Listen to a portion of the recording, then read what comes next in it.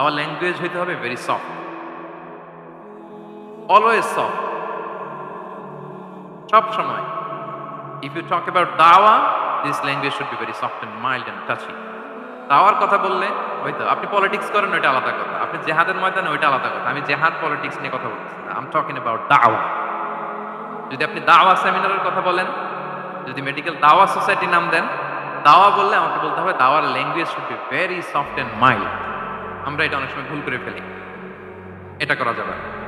কারণ আপনি হৃদয় থেকে যদি কোনো কথা বলেন, এটা শ্রোতার হৃদয়ে যে টাচ করে। আল্লাহর হাবিব সাল্লাল্লাহু আলাইহি ওয়াসাল্লামের কথাগুলো নিয়ে এত আলোচনা বিশ্লেষণ, কথাগুলো এত অ্যাপিলিং কেন, এত আবেদনময় কেন? এর কারণ হচ্ছে রাসূল সাল্লাল্লাহু আলাইহি ওয়াসাল্লাম যা বলেছেন তিনি হৃদয় থেকে বলেছেন। হৃদয় থেকে কথা বের হলে এটা শ্রোতার হৃদয়ে যে টাচ করে। একটা ছোট আয়াত আমি তেলাওয়াত করি, সূরা তাহার। আল্লাহ তাআলা বলছেন, ফাকুলা লাহু কাওলান লাইয়িনা লাআল্লাহু ইয়াতাযাক্কারু আও ইয়াখশা। আল্লাহ তাআলা মূসা আলাইহিস সালাম এবং হারুন আলাইহিস সালাম ওনাদের দুইজনকে বলছেন যে তোমরা দুই ভাই মিলে যাও ফেরাউনের কাছে যে দাওয়াত দাও এবং কোমল ভাষায় দাওয়াত দাও। কি ভাষায়? সবাই বলুন। কোমল ভাষায় দাওয়াত দাও। কাওলান লাইয়িনা, use very soft and mild language, very touchy language. Soft এবং কোমল ভাষায় দাওয়াত দাও কাকে? পৃথিবীর সবচেয়ে বড় সন্ত্রাস, তাই না? হ্যাঁ, দুর্ধর্ষ সন্ত্রাস, খোদাদ্রোহী, তারপর সীমা লঙ্ঘনকারী। আপনি যত নেগেটিভ যা বলবেন সব যাবে ওর সাথে। ফিরআউন লাআল্লাহু ইয়াতাযাক্কারু আও ইয়াখশা, হয়তো সে উপদেশ গ্রহণ করবে অথবা তার হৃদয়ে ভয়ের উদ্রেক হতে পারে। হয়তো তোমরা soft and mild language use করবা, মুসা এবং হারুন কোমল ভাষায় যে তোমরা দাওয়াত দিবা। আচ্ছা, কার ব্যাপারে আল্লাহ বললেন? কাকে দাওয়াত দিতে বলেন? সবাই বলেন তো নামটা। ফিরআউন। আচ্ছা, ফেরাউনের ক্ষেত্রে আল্লাহ তাআলা বললেন যে soft and mild language use করো, নরম ভাষা। আমাকে উত্তর দেন, আমাদের কারেন্ট সময় আমরা যাদেরকে জালিম বলি, যাদেরকে খারাপ বলি, ফাসিক বলি, পাপাচারী, ধরেন যে আমার মধ্যে বা আপনাদের মধ্যে যে সবচেয়ে খারাপ পাপাচারী মনে করার সুযোগ আমাদের নাই। কে জান্নাতি কে জাহান্নামী এটা ডিসাইড করবে কে? আল্লাহ তাআলা।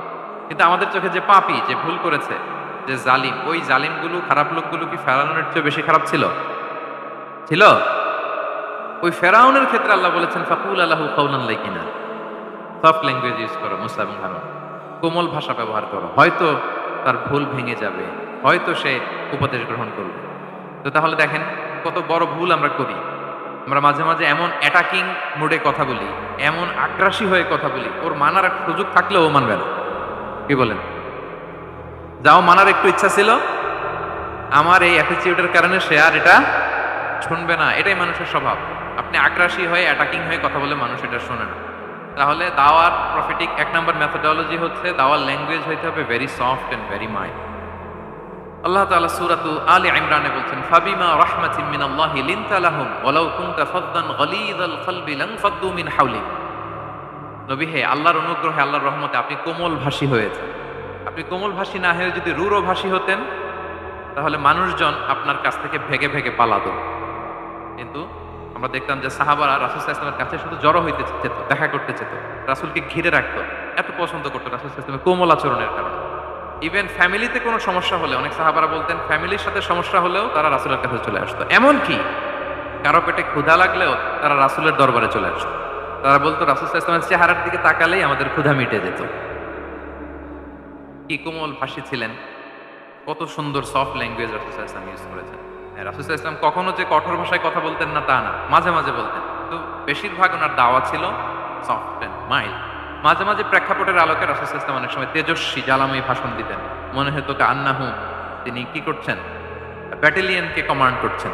এটা মাঝে মাঝে চেহারা লাল হয়ে যেত, গড়গড় করতেন যুদ্ধের আগে। কিন্তু রেগুলার বেসিসে রাসূল সাল্লাল্লাহু আলাইহি ওয়াসাল্লাম খুব কোমল ভাষায় কথা বলতেন। তাহলে এক নম্বরে যেটা জানলাম, যদি আপনি দাওয়া মেন্টালিটি, দাওয়া মোডে থাকতে চান, আপনার ভাষা হতে হবে শক্ত না নরম? সফট হইতে হবে, কোমল। কারোর প্রতি আগ্রাসী হয়ে যেন আমরা কথা না বলি, অ্যাটাকিং মোডে যেন না বলি, বললেও শুনবে না। এটাই মানুষের নেচার, সফট ল্যাঙ্গুয়েজে বলতে হয়। ফেরাউনকে যদি বলা হয় ওর সাথে ভালোভাবে বলো, আমাদের আশেপাশে যারা আছে এরা তো মানে আরো এদেরকে সম্মান দিয়ে নরম করে বলা উচিত। কি বলেন? জি, এক নম্বর গেল।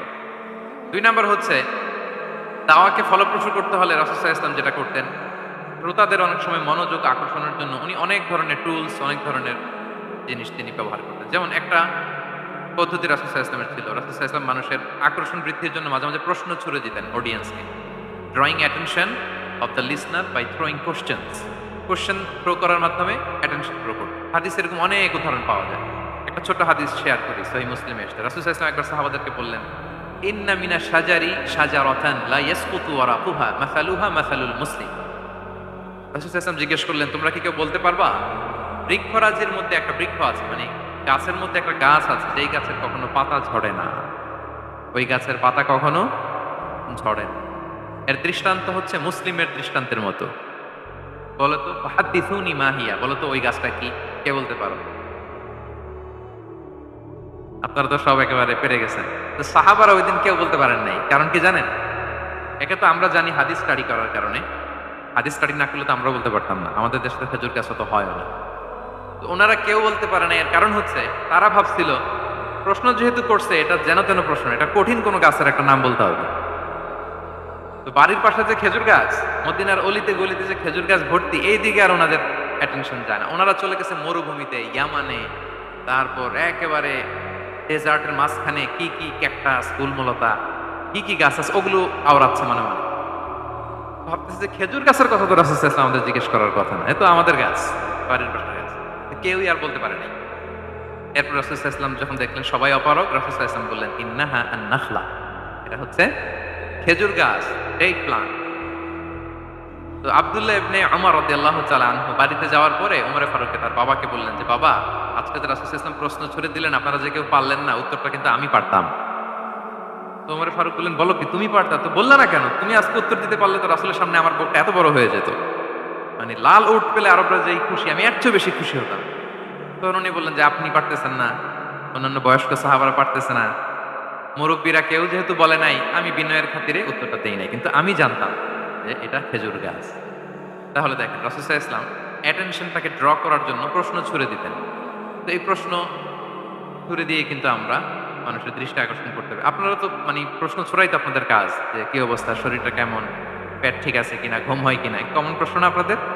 আপনাদের কাছে গেলেই তো প্রথমে জিজ্ঞেস করে যে হজম হয় কিনা, তারপর ঘুম আসে কিনা, এই হয় কিনা, অনেক প্রশ্ন আপনারা করেন। তো এইভাবে আপনি যদি আস্তে আস্তে প্রশ্নের ছলে যদি তাকে আপনি দাওয়া দিতে চান, আপনি কিন্তু দিতে পারেন। এটা রাসূল সাল্লাল্লাহু আলাইহি ওয়াসাল্লামের একটা দাওয়া মেথড হলো। তো দুইটা বলে ফেললাম, একটা হচ্ছে দাওয়ার ল্যাঙ্গুয়েজ হতে হবে অনেক শক্ত, নাকি হ্যাঁ নরম, সফট এন্ড মাইল্ড।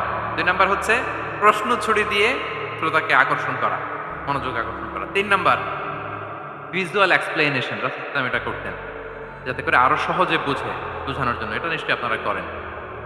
রাসূল সাল্লাল্লাহু আলাইহি ওয়াসাল্লামের দাওয়া জিন্দেগিতে দেখা যায় প্রায় সময় কিছু উনি ভিজুয়াল এক্সপ্লেনেশন নিয়ে এসেছেন সাহাবাদের সামনে, যাতে করে সাহাবারা to get a better idea of the issue, আরো ইজিলি বুঝতে পারেন। যেমন একবার রাসূল সাল্লাল্লাহু আলাইহি ওয়াসাল্লাম অনাথ ইয়েতিমদেরকে যারা দেখভাল করে তাদেরকে মর্যাদা, এটা বোঝাতে যে রাসূল সাল্লাল্লাহু আলাইহি ওয়াসাল্লাম দুই আঙ্গুল উঁচু করে একবার বললেন যে, আনা ওয়া কাফিলুল ইয়াতীমি ফিল জান্নাতি কাহাতাইন। আমার আঙ্গুল দুটো দেখতে পাচ্ছেন আপনারা সবাই? দুইটা আঙ্গুল উঁচু করেন তো এভাবে। মানুষ তো মনে করবে ভিক্টরি সাইন দেখাই দিছে আমরা। এই যে, তো রাসূল সাল্লাল্লাহু আলাইহি ওয়াসাল্লাম বললেন, আনা ওয়া কাফিলুল ইয়াতীমি কাহাতাইন হাতামান, অর্থাৎ আমি এবং এতিমের রক্ষণাবেক্ষণকারী কিয়ামতের দিন এইভাবে কাছাকাছি প্রতিবেশী হয়ে থাকবো। এই দুইটা আঙ্গুলের মাঝখানে যেমনি খুব একটা স্পেস নাই, গ্যাপ নাই, মানে একেবারে কাছাকাছি, নেইবরিং ফিঙ্গার, রাইট? আমি এবং এতিমের রক্ষণাবেক্ষণকারী এইভাবে নেইবর হয়ে থাকবো। এই যে ভিজুয়াল এক্সপ্লেনেশন দেখছেন, এই যে দাওয়ার মধ্যে মাঝে মাঝে এরকম ভিজুয়াল এক্সপ্লেনেশন করতে হবে যাতে করে শ্রোতারা বুঝে রাসূল ইসলাম এটা করেছেন। আচ্ছা, মুসনাদে আহমদে এক হাদিস এসেছে, রাসূল ইসলাম একবার খেজুরের একটা ডাল নিয়ে মরুভূমির মধ্যে একটা দাগ টানলেন। খাত্তালানা রাসূলুল্লাহ সাল্লাল্লাহু আলাইহি ওয়াসাল্লাম খাত্তান, একটা স্ট্রেট লাইন দিয়ে রাসূল সাল্লাল্লাহু আলাইহি ওয়াসাল্লাম বললেন, এটা হচ্ছে সিরাতুল মুস্তাকিম। সাহাবাদের দৃষ্টি আকর্ষিত হলো, সবাই মনোযোগী হয়ে উঠল, তাই না? সিরাতুল মুস্তাকিম, যে দোয়া আমরা প্রতিদিন করি, ইহদিনাস সিরাতাল মুস্তাকিম, খেজুরের ডাল দিয়ে স্ট্রেট লাইন কেটে বললেন এটা হচ্ছে সিরাতুল মুস্তাকিম। এবার ওই খেজুরের ডাল দিয়ে ডানে বায়ে অনেকগুলো ছোট ছোট দাগ কাটলেন আর বললেন, হ্যাঁ দিহি সুবুলুশ শায়তান, এগুলো হচ্ছে শয়তানের রাস্তা, এটা হচ্ছে মুস্তাকিম, সোজা রাস্তা যেটা জান্নাতে যায়। আর ডানে বায়ে অনেকগুলো দাগ কাটলেন, ডেকে বললেন, এই প্রতিটি রাস্তায় একটা করে শয়তান বসে থাকে আর সে তোমাদেরকে টেম্পটেশন দিতে থাকে, প্রভোকেশন করতে থাকে, ধোঁকা দিতে থাকে, ওয়াসওয়াসা দিতে থাকে। ডানে বায়ে না তাকিয়ে এই সিরাতুল মুস্তাকিমের পথেই অবিচল থাকতে হবে, ইনশাআল্লাহ বলেন। তাহলে দেখেন মরুভূমির মাঝখানে, তখন তো আর ওই যে এলইডি প্রজেক্টর থাকলে হয়তো রাসূল সাল্লাল্লাহু আলাইহি ওয়াসাল্লাম ওইটাই ব্যবহার করতেন। আমরা এটা এখন করতে পারি বোঝানোর জন্য। রাসূল সাল্লাল্লাহু আলাইহি ওয়াসাল্লাম খেজুরের ডাল দিয়ে মরুভূমির মধ্যে দাগ কেটে সাহাবীদেরকে এই ভিজুয়াল এক্সপ্লেনেশন দিলেন এবং সাহাবারা খুব সহজে বুঝতে পারলেন যে কোনটা সিরাতুল মুস্তাকিম, কোনটা সিরাতুশ শাইতান। এভাবে রাসূল সাল্লাল্লাহু আলাইহি ওয়াসাল্লাম ভিজুয়াল এক্সপ্লেনেশন ইউজ করেন। আমরা বিশ্বাসীরা যে ভাই ভাই, মুমিনরা যে ভাই ভাই, আমাদের সম্পর্ক যে কত সুদৃঢ় মজবুত, এটা বোঝাতে যে একবার রাসূল সাল্লাল্লাহু আলাইহি ওয়াসাল্লাম বললেন, আল মুমিনু লিল মুমিনি কাল বুনিয়ান। বিশ্বাসীরা তাদের সম্পর্ক হচ্ছে কাল বুনিয়ান, একটা সুদৃঢ় প্রাচীরের মতো, সীসা ঢালা প্রাচীরের মতো। ইয়াশুদ্দু বা'দুহু বা'দা, যেটার এক পাশ আরেক পাশকে মজবুত করে। Strengthening one part the others, এক পার্ট আরেক পার্টকে মজবুত করে। যেমন এই বিল্ডিং, এদিকে ভেঙে ফেললে এটা নড়বড়ে হয়ে যাবে। তিনি বুঝালেন যে সুদৃঢ় প্রাচীরের মতো হচ্ছে বিশ্বাসীদের সম্পর্ক। এটা বলে ওয়াসাব্বাকা বাইনা আসাবিহি, মানে ডান হাতের আঙ্গুলগুলো বাঁ হাতের ভেতরে ভেবে ঢুকিয়ে দিলেন, বললেন যে এরকম মজবুত। সুবহানাল্লাহ। এই যে এই হাতের আঙ্গুলগুলো এই হাতে ঢুকিয়ে এরকম চাপ দিলে খুব শক্ত হয় না, মজবুত হয় না? রাসূল সাল্লাল্লাহু আলাইহি ওয়াসাল্লাম বললেন আমাদের বন্ধন হচ্ছে এরকম সুদৃঢ় মজবুত, সুদৃঢ় সীসা ঢালা প্রাচীরের মতো। আল্লাহু আকবার। তাহলে এই যে ভিজুয়াল এক্সপ্লেনেশন, রাসূল সাল্লাল্লাহু আলাইহি ওয়াসাল্লাম বোঝানোর জন্য এই যে এরকম দাগ কাটা, কখনো এইভাবে হাদিসে এরকম অনেক পাওয়া যায়। আমি অল্প কয়েকটা সময়ের টাইম কনস্ট্রেন্টের কারণে অল্প কয়েকটা নিয়ে আসলাম। তাহলে এটা রাসূল সাল্লাল্লাহু আলাইহি ওয়াসাল্লামের একটা দাওয়া মেথোডোলজি ছিল, বোঝানোর জন্য কত ইজিয়েস্ট ওয়েতে তিনি অডিয়েন্সের কাছে পৌঁছাতে পারেন। তিনি প্রয়োজনে ভিজুয়াল এক্সপ্লেনেশনের সহায়তা নেন। কয়টা গেল মেথোডোলজি? 3টা। আচ্ছা, 4 নাম্বার হচ্ছে গ্রাজুয়ালিটি, ধীরে ধীরে ধাপে ধাপে দাওয়া পরিচালনা করা, দাওয়া কাজ করা। এটাতে অনেক সময় আমরা ভুল করে ফেলি। আমরা অনেক সময় একটু রাশিং মেন্টালিটি থাকে, তাড়াহুড়ো। একজন ভাই নতুন দিনে ফিরছে, আগে হয়তো সংশয়বাদী ছিল, নাস্তিক ছিল, প্র্যাকটিস করতো না, এখন সে প্র্যাকটিসের ইচ্ছা করছে। এই সুযোগ পেয়ে আমি তারে বলা শুরু করলাম, নামাজ পড়তে হবে, রোজা রাখতে হবে, যাকাত দিতে হবে, তোমার ওয়াইফকে পর্দা করাইতে হবে, হালাল হারাম ও কয়েক ছাড়ছে, আমার সম্ভব না। ও বলবে ভাই আগে যাচ্ছিলাম ওইটাই ভালো ছিল, এতগুলো তো আমি মানতে পারবো না। তো এই যে আপনি তাকে দিন থেকে ভাগালেন, আপনার দাওয়া মেথোডোলজি জানা না থাকার কারণে আপনি তাকে ভাগালেন। একসাথে আপনি এত কথা বলবেন না। নতুন যখন কেউ দিনে ফিরে তাকে আপনি একসাথে এত কথা বলবেন না। নতুন যখন কোনো বোন ইসলামে আসতে চায় তাকে আপনি কঠিন করে বলবেন না। উপরে আমাদের বোনরা আছে, তাদেরকেও আমি বলবো সহজ করে বলেন। প্রথমে নামাজের কথা বলেন, নামাজ আস্তে আস্তে পড়ুক যতটুকু পারুক। প্রথমে হয়তো 5 ওয়াক্ত পারবে না, 1 ওয়াক্ত 2 ওয়াক্ত দিয়ে শুরু করবে, এরপর আস্তে আস্তে 5 ওয়াক্ত যাবে। এরপর তাকে একটু শালীন পোশাকের কথা বলেন যে তুমি একটু শালীন পোশাক পরো, সেফটি সিকিউরিটির জন্য ভালো। সেটাতে অভ্যস্ত হলে তাকে হেজাবের দাওয়াত দিবেন আপনি, হেজাবে অভ্যস্ত হলে নেকাবে দাওয়াত দিবেন আপনি। এইভাবে গ্রাজুয়ালিটি, ধাপে ধাপে, একসাথেই কঠিন করে দিনকে উপস্থাপন করা যাবে না। দাওয়া ইজ এ গ্রাজুয়াল প্রসেস। হ্যাঁ, গ্রাজুয়ালি যাইতে হবে। Beginning with the most important issue first, তারপর যেটা ইম্পর্টেন্ট, তারপর যেটা ইম্পর্টেন্ট, ধাপে ধাপে আপনি তাকে বলবেন। আপনারা নিশ্চয়ই সবাই মদ হারাম হওয়ার যে স্টেপগুলো আছে জানেন না? কয়বারে হারাম হয়েছে?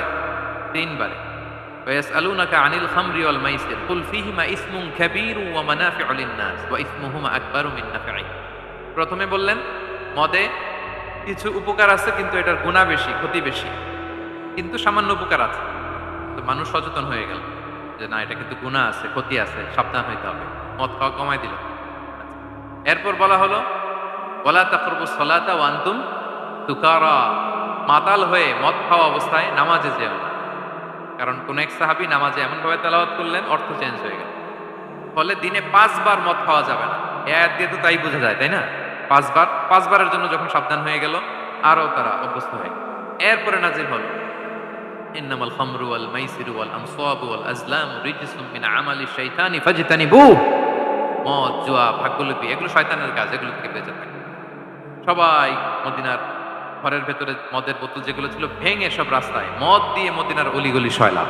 সুবহানাল্লাহ, কারো কষ্ট হয়নি, কারণ ধাপে ধাপে মদকে হারাম করা হয়েছে। কেউ যদি চেইন স্মোকার থাকে, আপনি যদি বলেন যে স্মোকিং হারাম, কালকে থেকে একটাও খেতে পারবে না, পারবে? ও তো মারা যাবে। ও সব বাদ দিতে পারবে, স্মোকিং বাদ দিতে পারবে না। তো কি করবেন? তাকে আপনি অল্প অল্প করে, একটু একটু করে ছাড়ো। এই যে রমজান আসতেছে, সারাদিন তো করতেই পারবে না, রাতে 2-3টা করে খাইও, বেশি খাইও না। মানে ছাড়ানোর জন্য বলতেছে আর কি। যে 10টা খায় তারা যদি আপনি 2টা খাইতে বলেন, এটা তো আপনি দাওয়াই দিলেন নাকি কমাইতে বললেন? সিগারেটের প্রতি তার উৎসাহিত করতেছি না আমরা। চেইন স্মোকার ও 10টা ছাড়া হয় না প্রতিদিন। তো এই রমজানে আপনি তারা বললেন যে সারাদিন তো তুমি না খেয়ে থাকবা, রাতে 1টা 2টা বা 3টা গেল। প্রথম দশকে 3টা, এরপরের দশকে 2টা, তারপরের দশকে 1টা। যে 1টা খায় তারপরের দিন তো সে চাইলে ছেড়েও দিতে পারে, কি বলেন? এইভাবে গ্রাজুয়ালি তাকে ছাড়ানোর জন্য অভ্যস্ত করতে হবে। তাহলে এই গ্রাজুয়ালিটিটা দরকার। আমি হাদিস থেকে সিরাত থেকে একটা উদাহরণ দেই, শুনুন। রাসূল সাল্লাল্লাহু আলাইহি ওয়াসাল্লাম মুআয ইবনে জাবাল রাদিয়াল্লাহু তাআলা আনহুকে ইয়ামানের গভর্নর করে পাঠালেন। তো তখন তাকে বললেন যে, মুআয ইন্নাকা তাআতি কওমান মিন আহলিল কিতাব, তোমাকে এমন একটা এলাকার গভর্নর করে পাঠাচ্ছি, তারা কিন্তু আহলে কিতাব, মানে people of the books, Jews and Christian community, তারা ইহুদি খ্রিস্টান। তো তাদেরকে যখন দাওয়াত দিবা ধাপে ধাপে দিবা। কিভাবে দিবা? তিনি বললেন, ফাদউহুম ইলা শাহাদাতি আন লা ইলাহা ইল্লাল্লাহ ওয়া আন্না মুহাম্মাদুর রাসূলুল্লাহ। প্রথমে দাওয়াত দিবা তাওহীদ আর রিসালাতের। আওয়াজ করে বলেন, প্রথমে কিসের? তাওহীদ এবং রিসালাত। আচ্ছা, ফা ইনহুম আতাউ লিযালিক, তারা যখন এটা মেনে নেয়। আরবিটা খেয়াল করেছেন অর্থটা? ফা ইনহুম আতাউ লিযালিক, তাওহীদ রিসালাত যদি মেনে নেয় তাহলে তাদেরকে 5 ওয়াক্ত নামাজের দাওয়াত দিও। আচ্ছা, 5 ওয়াক্ত নামাজে যখন তারা অভ্যস্ত হয়ে যায়, ফা ইনহুম আতাউ লিযালিক, যখন তারা এটাও মেনে নেয় তখন তাদেরকে যাকাতের আদেশ করো। সুবহানাল্লাহ, সুবহানাল্লাহ। দেখেন ধাপে ধাপে, একবারে সবগুলো বিধান একবারে তাদের সাথে শেয়ার করতে বলেননি। প্রথমে তাওহীদের, রিসালাতের, মেনে নিলে সালাতের, মেনে নিলে যাকাতের, ধাপে ধাপে। তাহলে একবারে কেউ নতুন যখন দিনে ফিরেছে একবারে সবকিছু তার ঘাড়ে চাপিয়ে দিবেন আপনি? কি করবেন? গ্রাজুয়ালি, ধাপে ধাপে আমরা এই দাওয়াটা তাদেরকে দেওয়ার চেষ্টা করবো। এটা খুব ইফেক্টিভ হবে, ফলপ্রসূ হবে। কয়টা বললাম আমরা? 4টা। আপনাদের মনোযোগ আছে তো? বোরিং হচ্ছেন না তো? একটু বোরিং বোরিং লাগতেছে আপনাদের? হওয়ার কথা, যেহেতু সেই সকাল থেকে আমি শুনলাম 11টা থেকে প্রোগ্রাম। তো যারা দূর থেকে আসছেন নিশ্চয়ই ফজরের পরে রওনা দিয়ে, ঢাকার বাইরে থেকে আসতেন কারা কারা দেখি তো একটু। ইয়া সালাম, আপনারা নিশ্চয়ই ফজর পরে রওনা হয়েছেন গতকাল। মাশাআল্লাহ, আল্লাহ তাআলা কবুল করুন। আসুন আমরা তাকবীর পড়ি, তাহলে আরেকটু এনার্জেটিক হবো আমরা। লিল্লাহি তাকবীর, লিল্লাহি তাকবীর, লিল্লাহি তাকবীর। একটু এনার্জেটিক লাগতেছে না এখন? না, ঠিক আছে ঠিক আছে, এই তো ঠিক। আচ্ছা, 4টা কভার করে ফেলেছি। 5 নাম্বার হচ্ছে দাওয়ার মধ্যে ইমোশনাল ইন্টেলিজেন্স ইউজ করতে হবে, তাহলে এটা মোর ইফেক্টিভ হবে। মানে আপনি মানুষের আবেগ অনুভূতি নাড়িয়ে দিয়ে যদি দাওয়া দিতে পারেন, এটা তার শুদ্ধাচারের জন্য অনেক কাজে দেবে। ইমোশনাল ইন্টেলিজেন্স মানে তার আবেগ, ইমোশনকে আপনি ট্রিগার আপ করবেন, ওইটাতে আপনি কাজ করবেন, তাহলে দেখবেন যে সে একেবারে কাবু হয়ে গেছে। এটা রাসূল সাল্লাল্লাহু আলাইহি ওয়াসাল্লামের সিরাতে আমরা অনেক সময় দেখেছি যে ইমোশনাল ইন্টেলিজেন্সকে কাজে লাগিয়ে রাসূল সাল্লাল্লাহু আলাইহি ওয়াসাল্লাম তার আবেগ অনুভূতিতে এমন ভাবে নাড়া দিয়েছেন, তাকে আল্লাহ তাআলা হেদায়েতের রাস্তায় নিয়ে এসেছে। একটা ছোট্ট উদাহরণ দেই, মুসনাদে আহমদ ইবনে হাম্বলের হাদিস। কিভাবে ইমোশনাল ইন্টেলিজেন্স রাসূল সাল্লাল্লাহু আলাইহি ওয়াসাল্লাম ইউজ করতেন, আবেগ অনুভূতিকে কিভাবে নাড়া দিতেন। এক যুবক এসে সাহাবাদের সামনে রাসূল সাল্লাল্লাহু আলাইহি ওয়াসাল্লামকে বললেন, ইয়া রাসূলুল্লাহ ইযান লি বিযিনা, হে আল্লাহর রাসূল আপনি আমাকে জিনার অনুমতি দেন। নাউযুবিল্লাহ, কিসের? জিনার, মানে ব্যভিচারের অনুমতি দেন। ব্যভিচার বা জিনার অনুমতি দেন। আশেপাশের সাহাবারা তো রেগে মেগে আগুন। ফাআকবাল আল কওমু আলাইহি ফাজারু, সবাই তাকে দৌড়ে ধরতে গেল আর ধমকাতে লাগলো, ছি ছি ছি, মাহ মাহ। আমরা যেটা বাংলায় বলি ছি ছি, আরবিতে ওনারা কি বলে? মাহ মাহ, ছি ছি। কি বলো তুমি? লজ্জা শরমের মাথা খেয়ে তুমি রাসূলুল্লাহর দরবারে এসে বলতেছো, হে আল্লাহর রাসূল আপনি জিনার অনুমতি দেন। যে রাসূল আল্লাহর পক্ষ থেকে বাণী শোনায়, ওয়ালা তাকরাবুজ জিনা, তোমরা ব্যভিচারের নিকটবর্তীও হয়েও না। আর তুমি সেই নবীর কাছে এসে আবদার করতেছো জিনার অনুমতি দেন। তারা যখন তেরে আসলো ওই যুবকের দিকে, রাসূল সাল্লাল্লাহু আলাইহি ওয়াসাল্লাম তাদেরকে থামালেন, বললেন যে তোমরা থামো, যুবককে ডেকে আনো আমার কাছে। যুবককে নিয়ে আসা হলো। রাসূল সাল্লাল্লাহু আলাইহি ওয়াসাল্লাম তাকে পরম আদরে কাছে টেনে নিলেন। এবার তাকে জিজ্ঞেস করলেন, তুমি জিনার অনুমতি চাও না? বলে যে ইয়া রাসূলুল্লাহ, জি জিনার অনুমতি। তখন রাসূল সাল্লাল্লাহু আলাইহি ওয়াসাল্লাম বললেন, তুমি আমাকে উত্তর দাও তো, তুমি বলো তো যে আতুহিব্বুহু লিউম্মিক, তুমি কি পছন্দ করবে যে কোনো পরপুরুষ তোমার মায়ের সাথে এই জিনাটা করুক? তোমার এটা ভালো লাগবে? সে বলে, লা ইয়া রাসূলুল্লাহ, না কখনো না, আমার মায়ের সাথে কেউ এই পাপাচারে লিপ্ত হবে এটা কোনো মানুষ মেনে নেবে না। আমি কেন, কেউ মেনে নেবে না। তারপর রাসূল সাল্লাল্লাহু আলাইহি ওয়াসাল্লাম তাকে বললেন, আতুহিব্বুহু লিবনাতিক, তুমি তোমার কলিজার টুকরা সন্তান, কন্যা সন্তানের সাথে, তোমার কন্যার সাথে কেউ এই পাপ কাজটা করুক, এটা তুমি মেনে নিবে? এটা তুমি পছন্দ করো? সে বলল, লা ইয়া রাসূলুল্লাহ, হে আল্লাহর রাসূল কোশ্চিন কালাও না, কখনো মানবো না, আমার মেয়ের সাথে কেউ এই কাজ করবে না কখনো।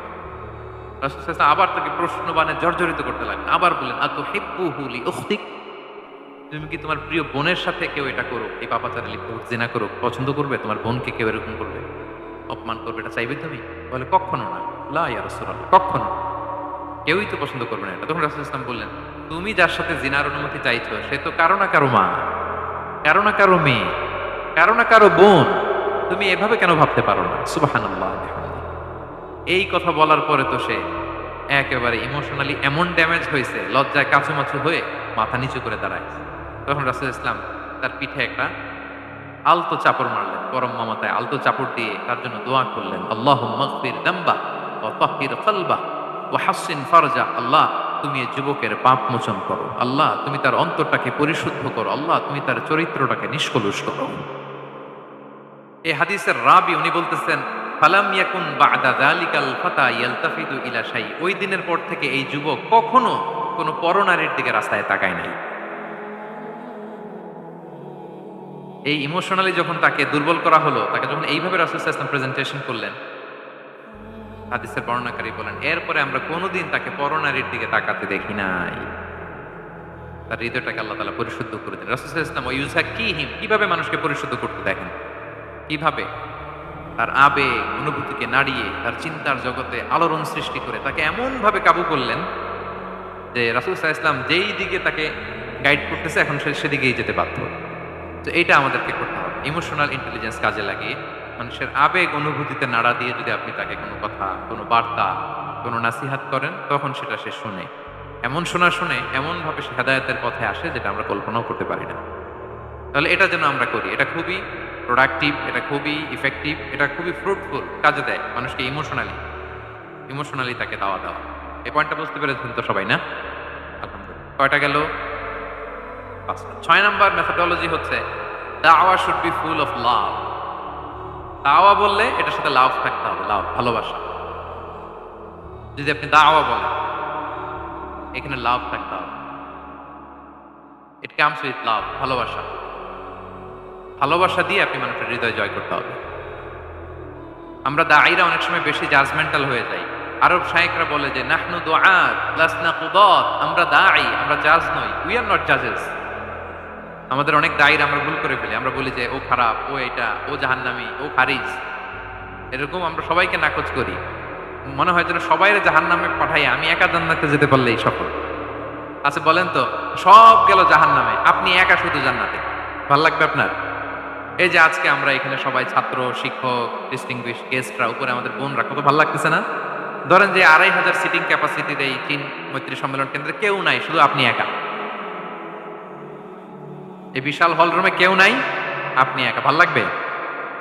তখন মিস্টার বিনের মতো হা হু করা লাগবে শুধু একা একা, ঠিক না? তো সবাইকে জাহান্নামে পাঠিয়ে শুধু আমি জান্নাতে গেলে এটা আমার ভাল লাগবে না, ওই জান্নাতে। তো আমরা কিভাবে আমাদের জান্নাতের দলকে ভারী করতে পারি, এই চেষ্টাটা আমাদের বেশি বেশি করতে হবে, কি বলেন? তাহলে দাওয়া should be full of love. কারণ ভালোবাসা দিয়ে যা জয় করা যায়, কঠোরতা দিয়ে তা পারা যায় না। ভালোবাসা দিয়ে আপনি যেটা করতে পারবেন, কঠোরতা দিয়ে কখনো সেটা করতে পারবেন। মৃত জমিনকে কিভাবে আল্লাহ আকাশের পানি দিয়ে সিক্ত করে জীবিত করেন এবং সেখানে সবুজ ফলমূল আল্লাহ তাআলা কিভাবে সেখানে উৎপন্ন করেন।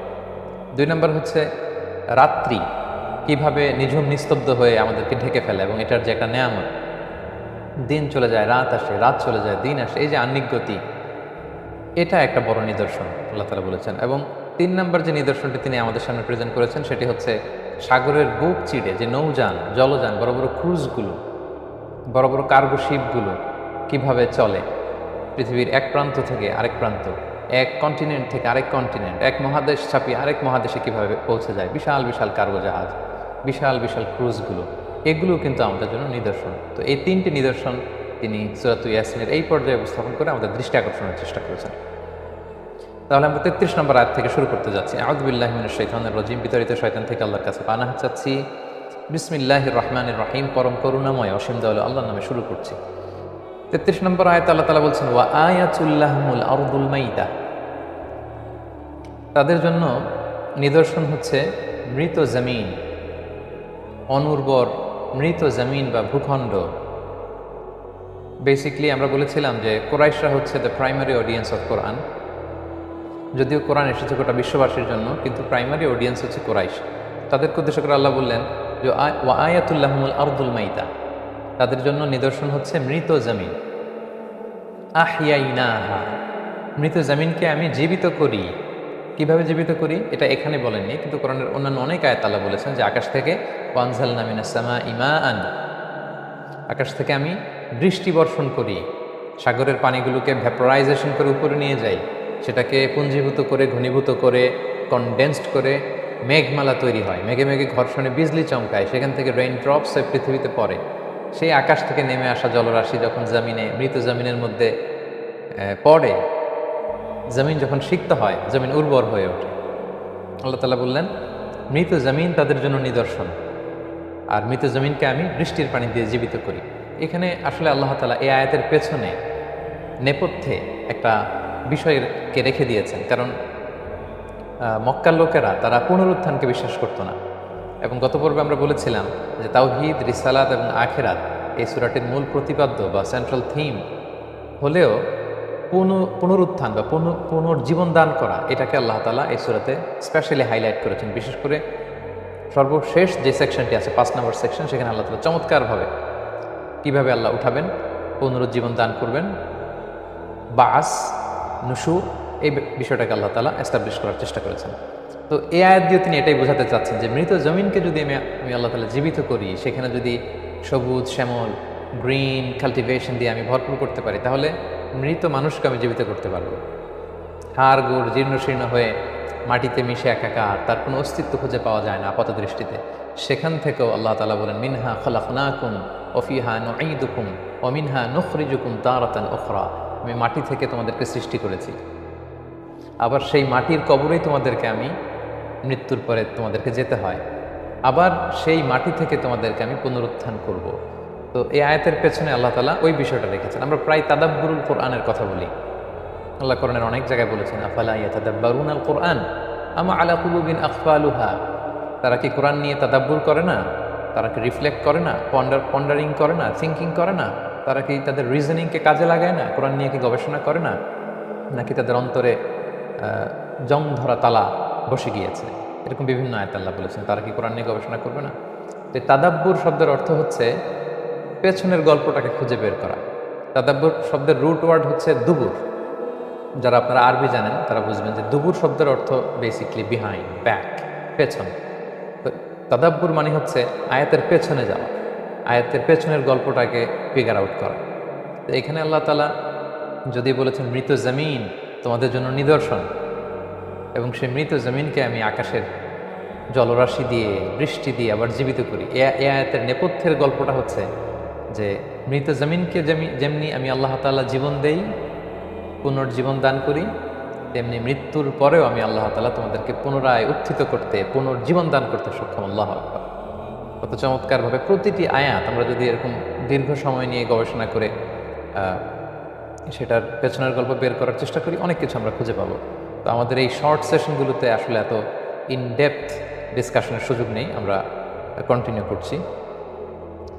আল্লাহ প্রথম নিদর্শনের কথা বললেন, মৃত জমিন তোমাদের জন্য নিদর্শন, এটাকে আমি জীবিত করি। আর কি করি? ওয়া আখরাজনা মিনহা, আর মৃত জমিন থেকে আমি বের করি হাব্বান, বীজ, সিডস, ফামিনহু ইয়াকুলুন, আর এখান থেকেই তো তোমরা খাও। নানা ধরনের শস্য, ডাল, চাল, গম, নানা ধরনের বিনস আল্লাহ তাআলা এই জমিনকে পানি দিয়ে সিক্ত করার মধ্য দিয়ে উর্বর করেন এবং সেখান থেকে তোমরা খাও। আল্লাহ বলেন, এটা কি তোমরা দেখো না? ধুধু মরু প্রান্তর, এক ফোঁটা পানি নাই, তারপর এক পশলা বৃষ্টি এসে এটাকে সিক্ত করলো, সেখানে সবুজ তৃণলতা জন্মায়, উদ্ভিদ জন্মায়, ঘাস জন্মায়, ক্যাকটাস জন্মায়, গুল্মলতা জন্মায়, নানা ধরনের শাকসবজি জন্মায়, এবং সেটা খেয়ে তোমরা তোমাদের রিজিকের বন্দোবস্ত হয়। এটা কি তোমরা দেখো না? Don't you ponder on the sign of this? এই সাইনের দিকে কি তোমরা তাকাও না? তোমরা বুঝতে পারো না? আর কি করি? ওয়াজআলনা ফিহা জান্নাতিন মিন নাখিলিন ওয়া আ'নাব, এরপরে এই উর্বর ভূমিতে আমি, নাখিল মানে হচ্ছে ডেট প্লান্টস, খেজুর গাছ, আ'নাব মানে হচ্ছে গ্রেপ, অর্থাৎ খেজুরের বাগান আমি করি, আঙ্গুরের বাগান আমি করি। ওয়া ফাজ্জারনা ফিহা মিনাল উয়ুন, এবং ঝর্ণাধারা সেখানে আমি প্রবাহিত করি। সুবহানাল্লাহ। আরব দেশে যখন অনেক বৃষ্টি হয়, সাগরের ঢল যখন নেমে আসে, সেখানে একটা কৃত্রিম লেক হয়ে যায় এবং তার চারিপাশে সবুজ ঘাস লতাপাতা হয়, সেখান থেকে পানিকে সরবরাহ করে মরুভূমির লোকেরা সেখানে খেজুর বাগান করে, সেখানে আঙ্গুরের বাগান করে, সেখানে অনেক কিছুর বাগান তারা করে। আল্লাহ সেদিকে ইঙ্গিত করে বোঝাতে চাইলেন, তোমরা কি দেখো না? এই তো কিছুদিন আগে ছিল একটা ধুধুমরু প্রান্তর, a very barren land, unfertile land, সেটার মধ্যে পানির ছোঁয়া পেয়ে কীভাবে আবার জীবিত হলো? তোমরা মরে যাওয়ার পরে জীর্ণ শীর্ণ হওয়ার পরে আমি কি তোমাদের জীবিত করতে পারবো না? এরপর আল্লাহ তাআলা কন্টিনিউ করছেন, আল্লাহ বলছেন লিয়াকুলু মিন সামারি, যেন এই পানির স্পর্শে যেই ফলগুলো হয় এগুলো যেন তারা খেতে পারে, আমি বন্দোবস্ত করি। ওয়ামা আমিলাথু আইদিহিম, তাদের হাত এটা করেনি। অর্থাৎ পানির স্পর্শ পেয়ে যে শাকসবজি হয় এটা আসলে আমরা করিনি। আমরা কতটুকু করেছি? আমরা শুধু বীজ রোপণ করে দিয়ে, একটু নিড়ানি দিয়ে, একটু সার দিয়ে আমাদের দায়িত্ব শেষ। রাত্রিবেলা আমরা যে এসে ঘুমিয়ে যাই, বৃষ্টির পানি দিয়ে এটাকে সিক্ত করে কে? মহান আল্লাহ তাআলা। আমরা গরু ছাগলগুলোকে তাড়াই, ফেন্স দিয়ে রাখি যাতে গরু না আসে। আল্লাহ বলে তুমি গরু তাড়াও, আমি আকাশের মেঘগুলোকে তাড়াই। এভাবে আমি তোমার ক্ষেত খামার ফসলগুলোকে যত্ন নেই। এবং পানি তো মানুষ তৈরি করতে পারে না। আল্লাহ বললেন এই পানি দিয়ে যে ফলগুলো হয়, ওমা আমিলাথু আইদিহিম, এটা তারা নিজ হাতে বানায় নেয়, আমি আল্লাহ তাআলা দয়া করে তাদের রিজিকের ব্যবস্থা করেছি। আফালা ইয়াশকুরুন, এরপরেও কি তারা গ্রেটফুল হবে না? তারপরেও তারা কৃতজ্ঞ হবে না? তারপরেও কি তাদের